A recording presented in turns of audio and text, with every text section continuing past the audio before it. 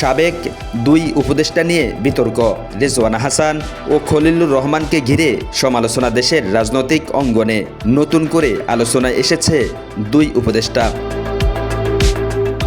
বিভিন্ন মহল থেকে তাদের বিরুদ্ধে নীতিগত অবস্থান ও সিদ্ধান্ত নিয়ে তীব্র সমালোচনা করা হচ্ছে। কেউ কেউ তাদের কর্মকাণ্ডকে দেশের স্বার্থের পরিপন্থী বলেও দাবি করছেন, তবে এসব অভিযোগ অস্বীকার করছেন তারা। সাম্প্রতিক সময়ে দেশের রাজনীতিতে আলোচনার কেন্দ্রে উঠে এসেছেন উপদেষ্টা রিজওয়ানা হাসান এবং খলিলুর রহমান। সরকারের বিভিন্ন নীতিগত সিদ্ধান্ত ও আন্তর্জাতিক ইস্যুতে তাদের ভূমিকা নিয়ে রাজনৈতিক মহলে শুরু হয়েছে ব্যাপক বিতর্ক।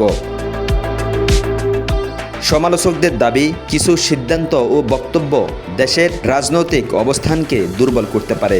সামাজিক যোগাযোগ মাধ্যমেও এ নিয়ে প্রতিক্রিয়া দেখা যাচ্ছে। অনেকেই তাদের ভূমিকা নিয়ে প্রশ্ন তুলছেন এবং কঠোর ভাষায় সমালোচনা করছেন।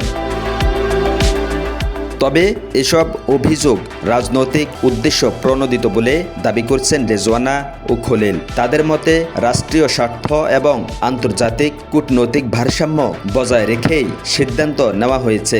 রাজনৈতিক বিশ্লেষকদের মতে দেশের বর্তমান রাজনৈতিক প্রেক্ষাপটে যে কোনো সিদ্ধান্তই দ্রুত বিতর্কের জন্ম দিচ্ছে। ফলে সরকার, বিরোধী দল এবং নাগরিক সমাজ সবার মধ্যেই মতবিরোধ স্পষ্ট হয়ে উঠছে।